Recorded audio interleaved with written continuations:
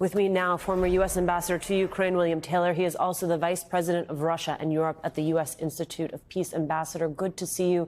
The U.S., of course, imposed new sanctions on Russia today, including prohibiting Americans from providing accounting or consulting services to anyone in Russia. The U.S. also sanctioned 3 of Russia's most viewed state-controlled television stations. Talk me through the kind of impact all of this could have. So listen, this is just the latest in a series of very harsh sanctions that the United States and its allies, let's be real clear, these are international sanctions that will have effect because they are international. But this is the latest in a series that is squeezing down on the Russian economy.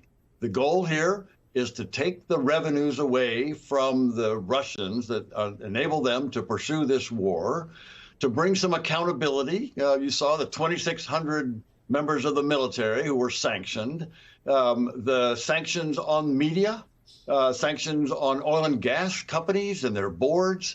This is a continuous squeezing down, a continuous tightening of the noose around the Russian economy.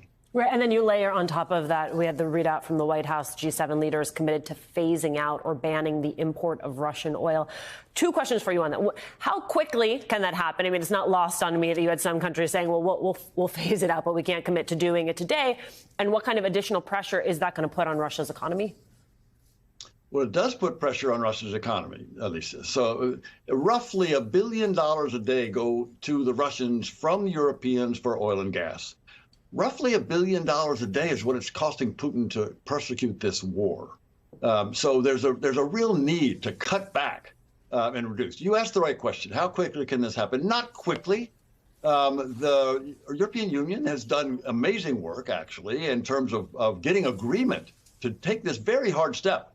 There are many nations in Europe who rely on Russia, unfortunately, and bad decisions on their part, but nonetheless, that's where they are right now. And to reduce that dependence on oil and gas will take some time. Some of these steps will take a couple of months.